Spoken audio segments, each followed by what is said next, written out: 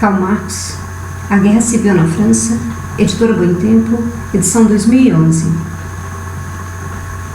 Capítulo A Guerra Civil na França, mensagem do Conselho Geral da Associação Internacional dos Trabalhadores a todos os membros da associação na Europa e nos Estados Unidos. Item 1, páginas 35 a 46. Em 4 de setembro de 1870, quando os operários de Paris proclamaram a República, que, sem nenhuma voz contrária, foi quase instantaneamente aclamada por toda a França, uma conspiração de advogados a revistas,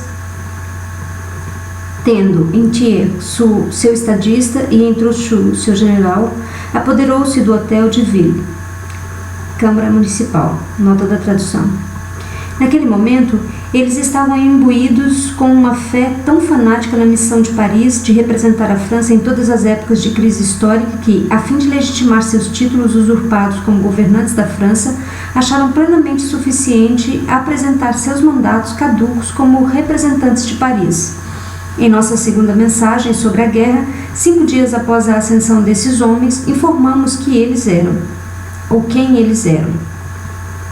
Porém, na agitação da surpresa, com os verdadeiros líderes da classe trabalhadora ainda calcados ou calados nas prisões bonapartistas, e com os prussianos já marchando sobre Paris, esta cidade suportou pacientemente sua usurpação do poder, com a condição expressa de que ele seria exercido com o único propósito da defesa nacional. Paris não podia ser defendida sem armar sua classe trabalhadora, organizando-a em uma força efetiva e treinando suas fileiras na própria guerra. Mas Paris armada era a Revolução Armada. Uma vitória de Paris sobre o agressor prussiano teria sido uma vitória dos operários franceses sobre o capitalista francês e seus parasitas estatais.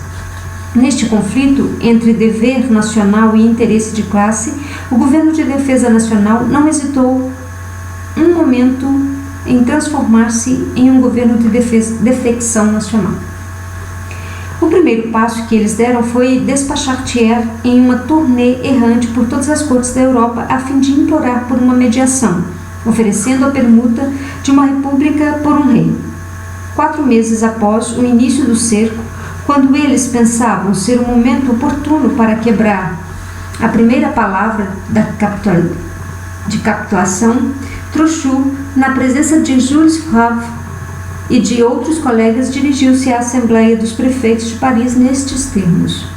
Cita: a primeira pergunta dirigida a mim por meus colegas na noite do dia 4 de setembro foi a seguinte: poderá Paris resistir com alguma chance de sucesso ao assédio do exército prussiano? Não hesitei em responder negativamente. Alguns de meus colegas aqui presentes irão confirmar a veracidade dessas palavras e a persistência de minha opinião.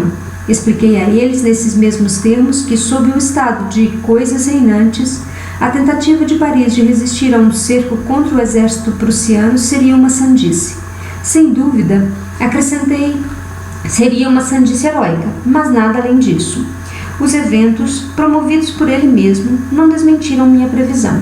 Nota da tradução, parênteses de Marx. Esse pequeno belo discurso de Trochu foi posteriormente publicado pelo Sr. Carbon, um dos prefeitos presentes. Assim, na própria noite da proclamação da República, o plano de Trochu era conhecido por seus colegas e consistia na capitulação de Paris. Se a defesa nacional foi mais do que um pretexto para o governo pessoal de Thiers, Favre e companhia, os presunçosos de 4 de setembro teriam abdicado no dia 5, teriam instruído a população de Paris sobre o plano de Trochu e dado a ordem para que ela se rendesse imediatamente, ou para que tomasse seu próprio destino em mãos. Em vez disso, os infames impostores resolveram curar a heróica loucura de Paris com um regime de escassez e porrete, enquanto ludibriavam o povo, bramindo manifestos assegurando que Trochu, governador de Paris, jamais capitulará e que Jules Favre, o ministro do exterior, não cederá um palmo de nosso território, nem uma pedra de nossas fortificações. Em uma carta à Gambetta, esse mesmo Jules Favre confessava que eles estavam a se defender, não dos soldados prussianos, mas dos operários de Paris, Durante todo o cerco, os degoladores bonapartistas, a quem Trochu havia sabiamente conferido o comando do exército de Paris, trocavam em sua correspondência íntima anedotas cínicas sobre a evidente farsa da defesa. Ver, por exemplo, a correspondência de Alphonse Simon Guiot, comandante supremo da artilharia do Exército de Defesa de Paris, e Grand Cruz da Legião de Honra, com Suzanne, general da divisão de artilharia, publicada pelo Jornal Officiel da Comuna. Nota 1. Trata-se da carta de Alphonse Simon Guiot e Louis Suzanne, datada de 12 de dezembro de 1870 e publicada no Journal Officiel de la République Française em 25 de abril de 1871. Meu querido Suzanne, cita: não encontrei entre tantos jovens auxiliares o teu protegido Hetzel, mas apenas um senhor Hetzel. É deste mesmo que se trata? Diz-me francamente o que desejas, e eu o farei. Eu poderia levá-lo ao meu estado-maior, onde ele se entediará por não ter nada a fazer, ou então enviá-lo ao Monte Valérien, onde correrá menos perigo do que em Paris. Isso para os pais, e terá o ar de quem dispara o canhão, pois disparará o canhão para o ar, segundo o método natal. Trata-se de desabotoar a boca, bem entendido. Trata-se de te desabotoar a boca, bem entendido. Saudações, Guiot, nota IA.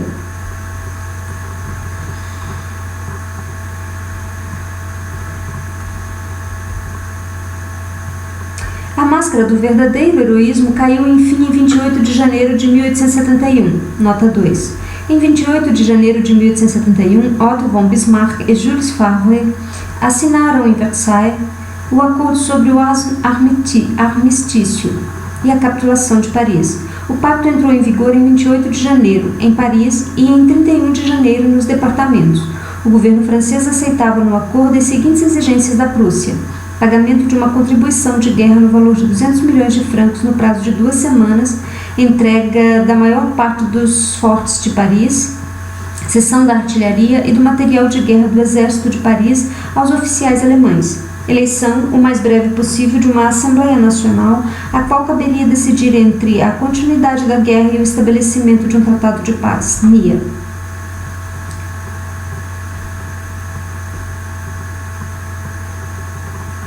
Com o verdadeiro heroísmo da extrema auto-humilhação, o governo de defesa nacional, em sua capitulação, revelou-se como o governo da França por prisioneiros de Bismarck, um papel tão ignóbil que o próprio Louis Bonaparte, em Sedan, recusava-se a aceitar.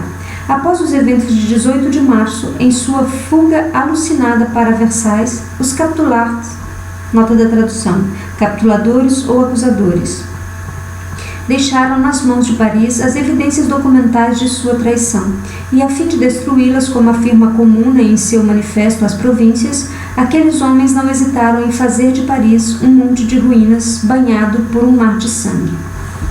Alguns dos principais membros do governo de defesa tinham, além disso, razões bastante peculiares para desejar ardentemente tal desfecho.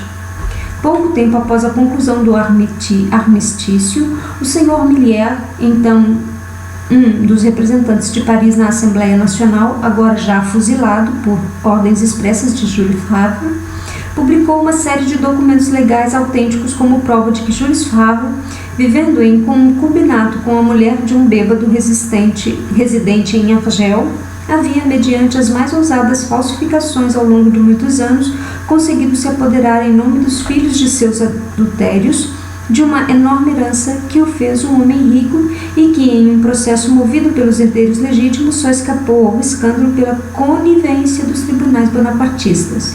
Nota 3. Trata-se de Jeanne Carmot, que desde o início dos anos de 1840 vivia separada de seu marido Vernier. Nota NIA.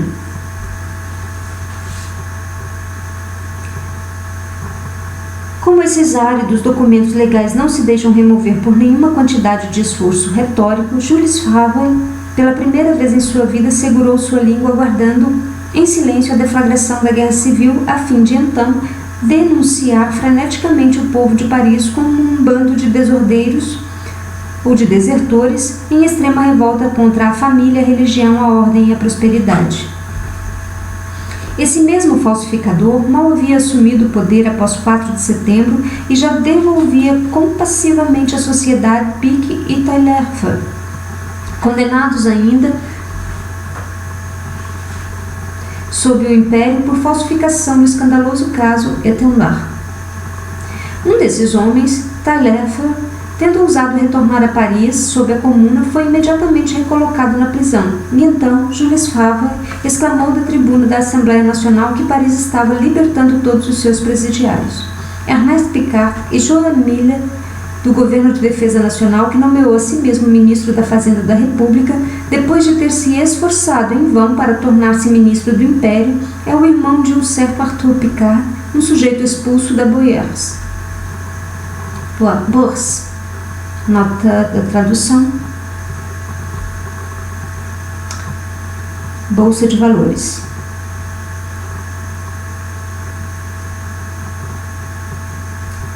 Etendard, nota 4. Jean-Jules Pique e Jean Taillefer, para fundar e manter o jornal bonapartista L'Étendard, haviam subtraído grandes somas de uma seguradora mediante falsificação de documentos e notas fiscais do governo.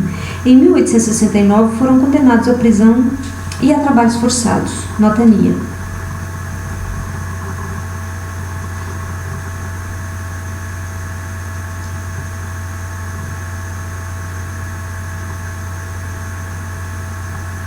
De Paris, como escroque, ver o relatório da Prefeitura de Polícia de 13 de julho de 1867 e condenado com base em sua própria confissão pelo furto de 300 mil francos quando gerente de uma das filiais da Société Générale, Rua Palestra, número 5. Ver o relatório da Prefeitura da Polícia de 11 de dezembro de 1868. Nota 5. A Société Générale de Crédit Mobilier fora fundada pelos irmãos Isaac Jacob Emily Perret e reconhecida legalmente por um decreto de 18 de novembro de 1852. Sua maior fonte de captação era a especulação na bolsa com papéis das sociedades por ações fundadas por eles. Marx ocupou-se da Crédit Mobilier em alguns artigos para o New York Daily Tribune, nos anos de 1856 a 1858. Nota NIA. Esse Arthur Picard foi nomeado por Ernest Picard, editor do seu jornal Le Tour Libre, enquanto os especuladores ordinários eram ludibriados pelas mentiras oficiais dessa folha da Fazenda. Arthur estava em vai e vem constante entre a Fazenda e a Bourse, especulando em cima dos desastres dos exércitos franceses. A inteira correspondência financeira desse virtuoso par de irmãos caiu nas mãos da Comuna.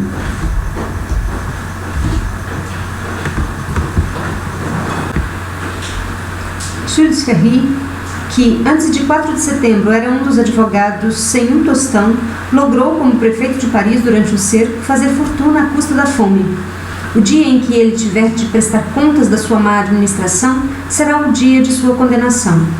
Assim, apenas nas ruínas de Paris, esses homens podiam encontrar os seus tickets of leave, nota da tradução.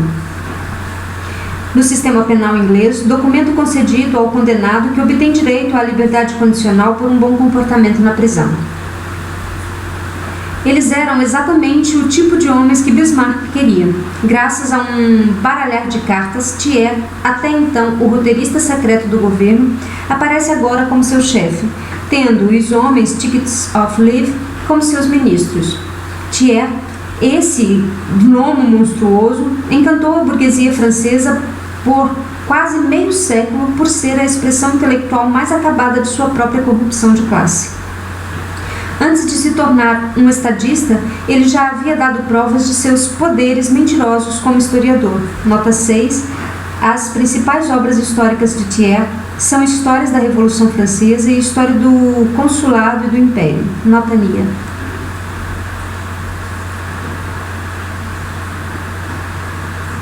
A crônica de sua vida pública é o relatório dos infortúnios da França.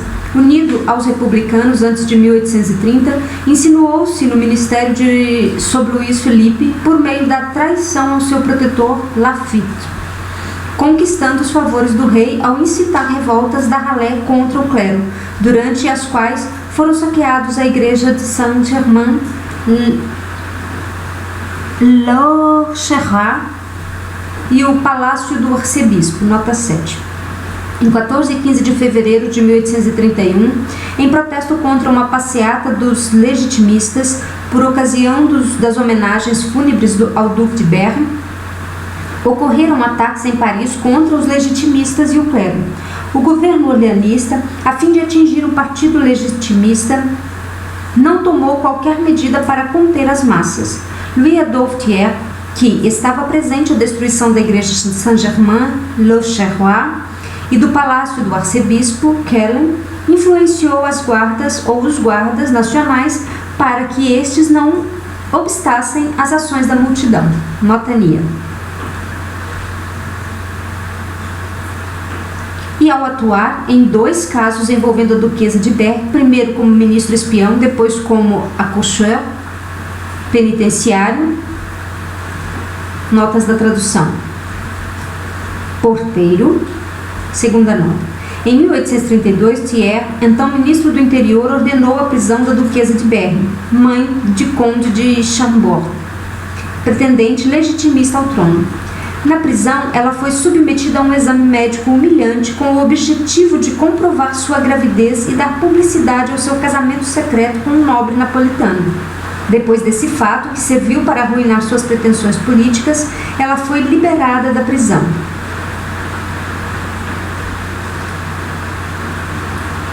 O massacre dos republicanos na rua Transnonain, nota da tradução.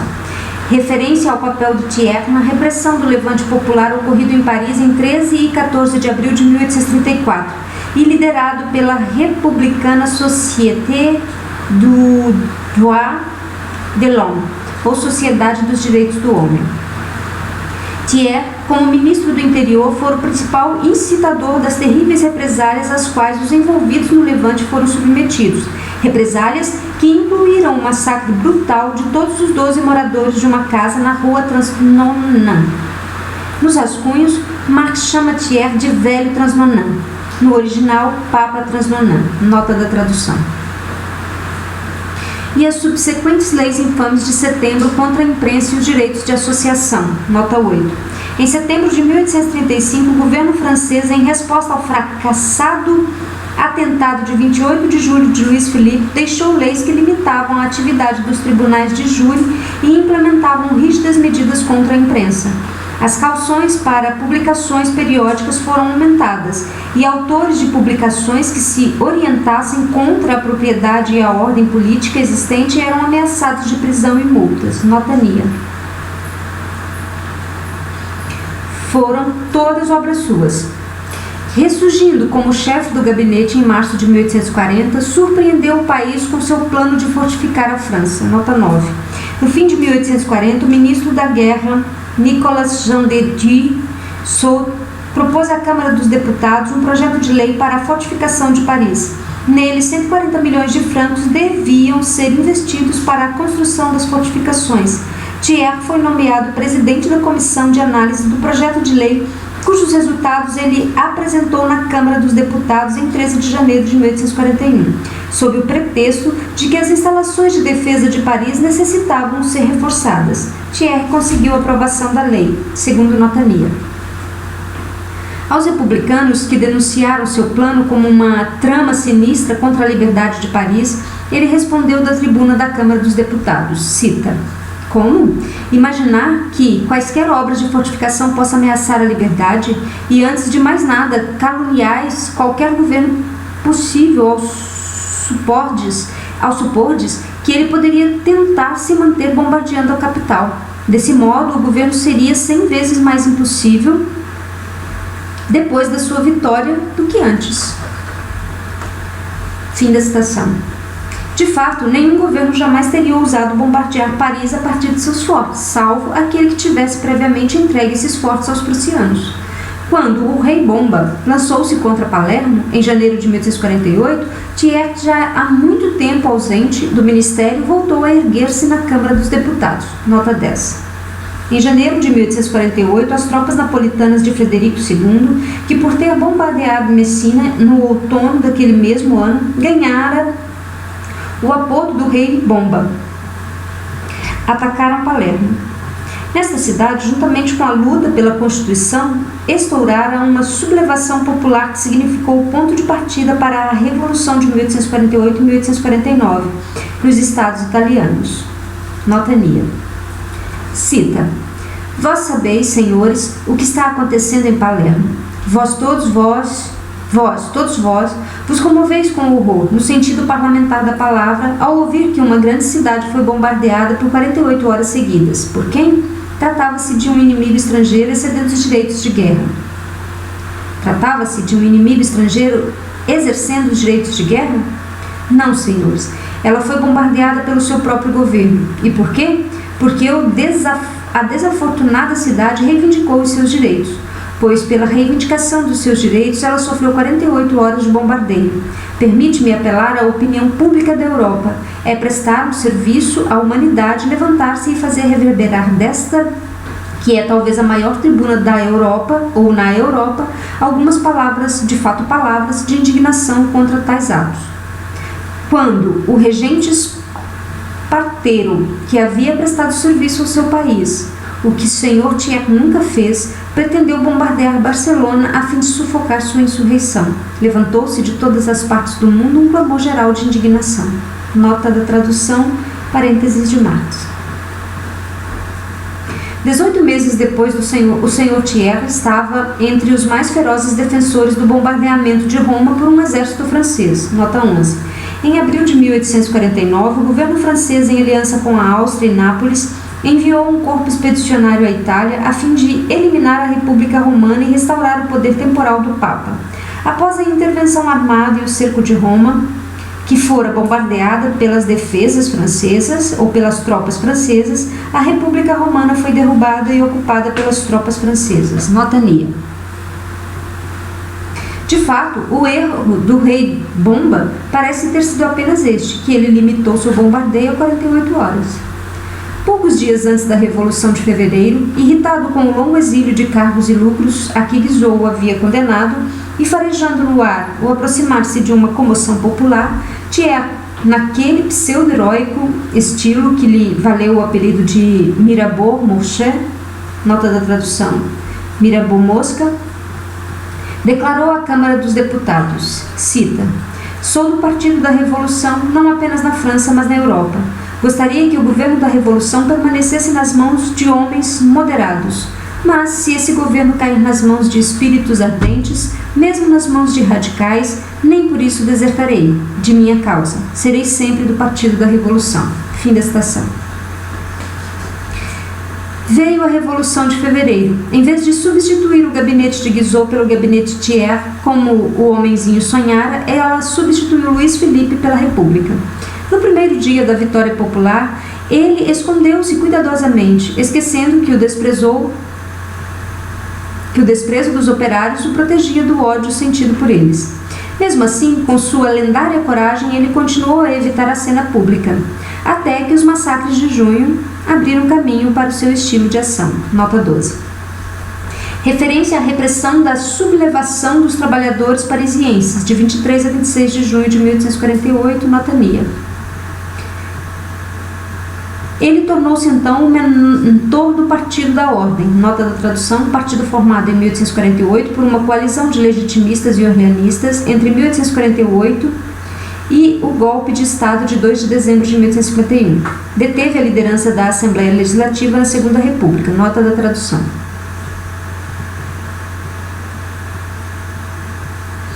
E de sua República Parlamentar, aquele anônimo interrênio em que todas as facções rivais da classe dominante conspiravam juntas para esmagar o povo, conspirando também umas contra as outras para restaurar cada qual a sua própria monarquia. Então, como agora, Thiers denunciou os republicanos como o único obstáculo para a consolidação da República. Então, como agora, ele falou a República como o algoz a Dom Carlos. Cita: Tenho de assassinar-te, mas é para o teu próprio bem. Nota da tradução. Referência ao príncipe espanhol Dom Carlos é tratada no drama homônimo de Schiller, no ato 5, cena 10, diz: o grande inquisidor. Ele só existia para ser morto por nós. Deus o sacrificou à necessidade de nossa época. Editora portuguesa, Dom Carlos Infante de Espanha, Lisboa, Cotovia 2008, nota da tradução. Agora, como antes, ele terá de exclamar no dia seguinte a sua vitória: L'Empire est fait. O império está consumado. Não obstante suas homilias hipócritas sobre as liberdades necessárias e seu rancor pessoal contra Luís Bonaparte, que o fez de bobo e deu um chute no parlamentarismo, e fora de sua atmosfera artificial, o homenzinho sabe que acabará murchando até a insignificância.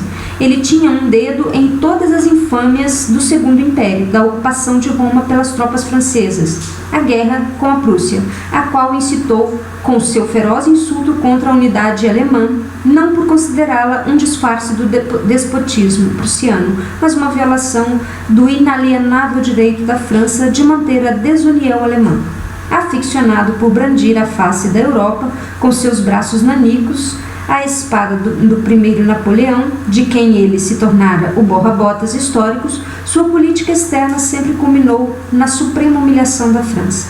Desde a Convenção de Londres de 1840 até a capitulação de Paris de 1871 e a atual guerra civil em que ele lança contra Paris, com especial permissão de Bismarck, os prisioneiros de Sedan e Metz. Nota 13. Em 15 de julho de 1840, Inglaterra, Rússia, Prússia, Áustria e Turquia assinaram o Acordo de Londres sobre a ajuda militar ao sultão turco contra o vice-rei do Egito. O acordo foi fechado sem a França, que apoiava o governo egípcio. Com isso, a França ficou isolada no plano da política externa, estando sujeita à formação, contra ela, de uma coalizão europeia, bem como uma guerra entre os dois lados. Não restou à França, assim, outra alternativa a não ser suspender seu apoio ao vice-rei do Egito. Nota Nia. Sedan e Metz. Nota 14. Thiers solicitara a Bismarck o aumento do contingente das tropas francesas, o que, conforme o artigo 3 das preliminares de paz de Versailles, acertadas em 26 de fevereiro de 1871, não poderia ultrapassar 40 mil homens. Ele garantia a Bismarck que as tropas seriam empregadas exclusivamente para a expressão da sublevação em Paris. Rouen, o aumento do número das tropas francesas para 80 mil homens, logo depois, o governo de Versailles foi autorizado a aumentar novamente esse número para 100 mil homens. Seguindo os termos desses acordos, os comandantes militares alemães repartiram imediatamente os prisioneiros de guerra franceses, principalmente aqueles que haviam capitulado em Sedan e Metz. O governo de Versailles concentrou-os em campos de treinamento, onde foram preparados para sua missão contra a Comuna de Paris. Nota Nia. Apesar de sua versatilidade de talento e desleixo de propósito, esse homem viveu sua vida inteira em perfeito matrimônio com a mais pétrea rotina. Compreende-se que as profundas subcorrentes da sociedade moderna devessem permanecer sempre ocultas para ele, mas mesmo as mudanças mais palpáveis sobre essa superfície eram, e assim ele nunca eram intoleráveis para aquele cérebro cuja inteira vitalidade refugiara-se na língua. E assim, ele nunca se cansou de denunciar como um sacrilégio qualquer desvio do velho sistema protecionista francês. Quando o ministro de Luís Philippe escarnecia das ferrovias como uma quimera atroz na oposição sobre Luís Bonaparte, verberou como uma profanação todo o projeto de formar o deteriorado sistema militar francês. Nunca, em sua longa carreira política, foi responsável por sequer uma medida, por mínima que fosse, com alguma utilidade prática. Thiers só era coerente em sua avidez por riqueza e no ódio aos homens que a produzem. Pobre como Jó, quando se tornou primeiro-ministro de Luís Philippe, deixou o gabinete milionário. Seu último ministério sob o mesmo rei, de 1º de março de 1840, o expôs a acusações públicas de peculato na Câmara dos Deputados, às quais ele se contentou em responder com lágrimas. Mercadoria que ele negocia tão prodigamente como Jules Favre ou outro crocodilo qualquer. Em Bordeaux, sua primeira medida para salvar a França do iminente colapso financeiro foi embolsar ele mesmo 3 milhões em um ano, tendo sido esta a primeira e última palavra da República Parcimoniosa, cujo cenário ele havia exposto aos seus eleitores de Paris em 1869. O Sr. Besley, um de seus antigos colegas da Câmara dos Deputados de 1830, ele mesmo um capitalista e, entretanto, devotado membro da Comuna de Paris, dirigiu-se recentemente a Thiers da seguinte forma, em um anúncio público: a escravização do trabalho pelo capital foi sempre a base de vossa política e desde o primeiro dia em que vistes a República do Trabalho, instalada no Hotel de Ville, nunca cessastes de exclamar à França: são criminosos. Mestre em pequenas artimanhas políticas, virtuosi em perjúrio e traição, habilidoso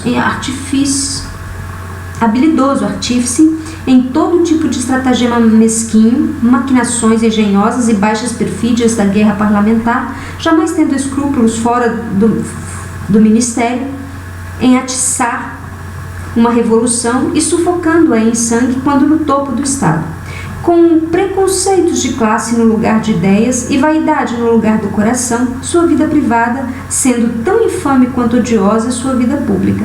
Mesmo agora, atuando no papel de um sula francês, ele não resiste a acentuar a abominação de seus feitos com o ridículo de sua ostentação. A capitulação de Paris, ao entregar à Prússia não só Paris, mas toda a França, encerrou as longas intrigas de traição com o inimigo que os usurpadores de 4 de setembro haviam começado, como o próprio Trochu afirmou nesse mesmo dia. Por outro lado, deu início à guerra civil que eles agora tinham de fazer com a ajuda da Prússia, contra a República de Paris. A armadilha já estava montada, nos próprios termos da capitulação. Naquele momento, mais de 1/3 do território estava nas mãos do inimigo. A capital se encontrava isolada das províncias e todas as comunicações estavam desorganizadas. Sob tais circunstâncias, era impossível eleger uma verdadeira representação da França, a não ser que fosse concedido um longo tempo para sua preparação. Considerando isso, a capitulação estipulou que as Assembleias Nacionais deviam ser eleitas dentro de 8 dias. Eu vou ler novamente.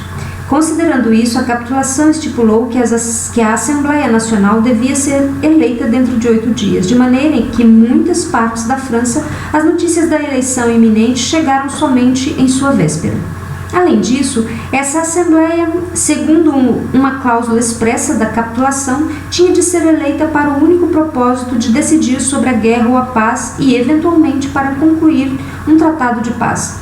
A população não podia senão sentir que os termos do armistício tornavam impossível a continuação da guerra e que, para sancionar a paz imposta por Bismarck, os piores homens da França eram os melhores.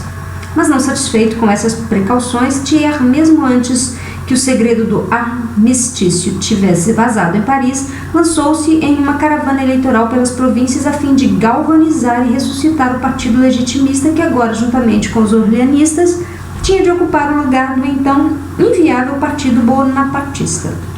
Ele não temia o partido legitimista, inviável para assumir o governo da França moderna e por isso desprezível como rival. Que partido poderia servir melhor de instrumento da contra-revolução do que o partido cuja ação, nas palavras do próprio Thiers, Câmara dos Deputados, 5 de janeiro de 1833, estivera sempre restrita aos 3 recursos da invasão estrangeira, guerra civil e anarquia? Eles acreditavam piamente no advento do seu passado reino milenar, tão longamente ansiado. Aí estavam os calcanhares da invasão estrangeira, pisoteando o solo francês. Aí estava a derrocada de um império e o cativeiro de Bonaparte. E aí estavam eles de novo. Era evidente que a roda da história havia girado para trás, parando na Chambre introuverte. Nota 15.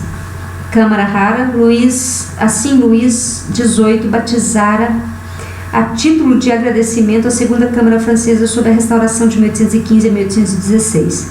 Posteriormente, o nome passou a ser jocosamente atribuído a toda a Câmara dominada por tendências ultrarrealistas. Aqui, o termo é aplicado à Assembleia Nacional Francesa, também referida como Assembleia dos Rurais. reunida em Bordeaux em 12 de fevereiro de 1871 e constituída em sua maioria por monarquistas que preservavam sobretudo os proprietários de terra, funcionários públicos, rendeiros e comerciantes dos distritos eleitorais rurais. Dos 630 deputados da Assembleia, cerca de 430 eram monarquistas. Nota NIA.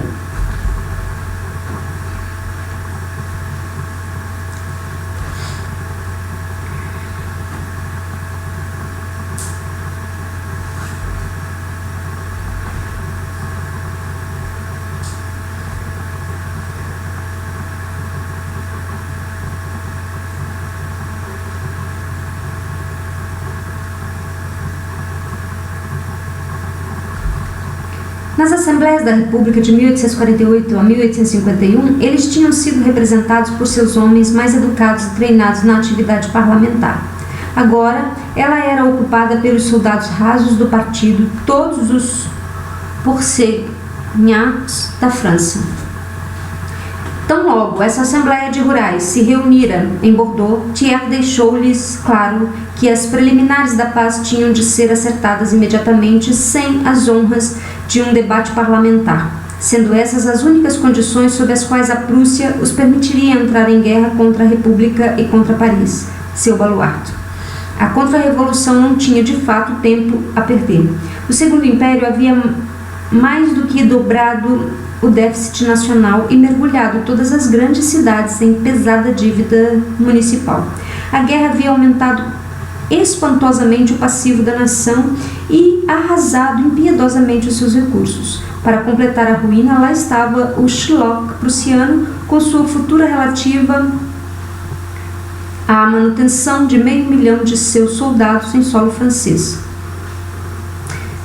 Com sua fatura relativa à manutenção de 500.000 de seus soldados em solo francês, sua reparação no valor de 5 bilhões e mais juro de 5% sobre as prestações não pagas. Nota da tradução: o Tratado Preliminar de Paz entre França e Alemanha, assinado em Versailles em 26 de fevereiro de 1871 por Thiers e Jules Favre, de um lado, e Bismarck e representantes dos estados alemães do Sul, de outro, determinava que a França devia ceder à Alemanha a Alsácia e a parte oriental da Lorena, além de pagar uma reparação de guerra no valor de 5 bilhões de francos. Até a quitação do pagamento, uma parte da França devia continuar ocupada por tropas alemãs. No caso do não pagamento das parcelas, 3 bilhões de francos deviam sofrer juros de 5%. Essas determinações entravam em vigor a partir de sua ratificação. O Tratado Final de Paz foi assinado em Frankfurt em 10 de maio de 1871. Nota da tradução. Quem iria pagar essa conta? Somente pela derrubada violenta da República, os apropriadores da riqueza poderiam esperar lançar aos ombros de seus produtores o custo pela guerra que eles, os apropriadores, haviam iniciado. E assim, a imensa ruína da França estimulava esses patrióticos representantes da terra e do capital, sob os olhos e patrocínio do invasor, a enxergar na guerra estrangeira uma guerra civil, uma rebelião dos escravocratas. No caminho dessa conspiração, erguia-se grande obstáculo: Paris. Desarmá-la era a primeira condição de sucesso, e assim Paris foi intimada por Thiers a entregar suas armas. A cidade estava então enfurecida pelos frenéticos protestos antirrepublicanos da Assembleia Rural e dos próprios equívocos de Thiers acerca do estatuto legal da República pela ameaça de decapitar e descapitalizar Paris. Nota 16. Alusão aos esforços na Assembleia Nacional pela decapitação moral da França ao se remover a sede do governo do centro natural e histórico de sua unidade territorial, política, intelectual e social. Em The Daily News, Londres, número 7777, 30 de 3 de 1871, página 5, nota NIA. Pela nomeação de embaixadores orleanistas, pelas leis de Dafür sobre as faturas e os aluguéis vencidos, nota 17. Em 10 de março de 1871, a Assembleia Nacional aprovou lei proposta por Jules Dafür sobre a moratória dos títulos. Com isso, deixava de valer a moratória das dívidas em vigor desde 13 de agosto de 1870, o que fez com que 150.000 títulos fossem protestados apenas no período entre 13 e 17 de março. Muitos pequenos empresários e comerciantes foram à falência. Os prazos dos pagamentos dos aluguéis em Paris haviam sido estendidos trimestralmente por 2 vezes, durante a ocupação. No fim de março de 1871, anunciava-se o término de mais um trimestre, mas a Assembleia Nacional não conseguia decidir-se por um novo prolongamento do prazo, apesar dos repetidos apelos de Jean-Baptiste e Édouard Millière. Um projeto de lei apresentado por Thierry Dufour previa o pagamento em parcelas ao longo de um período de 2 anos, todavia favorecendo os proprietários dos imóveis que ganhavam o direito de, no caso do não pagamento das parcelas, promover o despejo do imóvel e apropriar-se do mobiliário dos inquilinos. Esse projeto de lei não conseguiu ser aprovado. Em 1º de abril de 1871, determinou-se um prazo de 6 meses para a quitação dos aluguéis. Centenas de milhares de trabalhadores, artesãos e pequenos fabricantes ficaram assim à mercê dos proprietários de imóveis. Notania. Leis que haviam arruinado o comércio e a indústria de Paris pelo imposto dos cêntimos de Poirier-Quartier, cobrado sobre cada cópia de toda e qualquer publicação. Nota 18.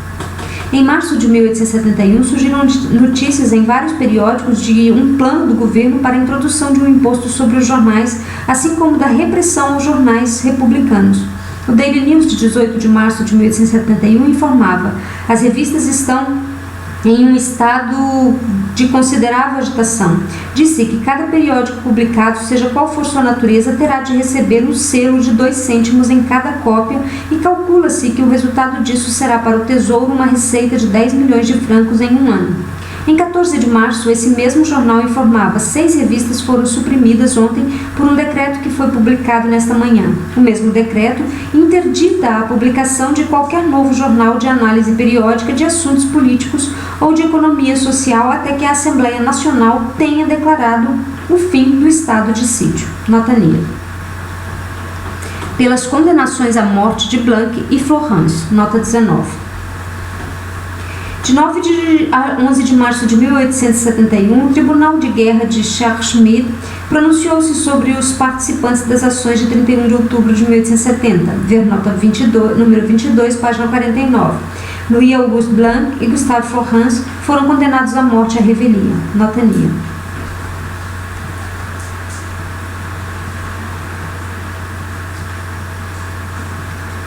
A página 49 será lida a seguir.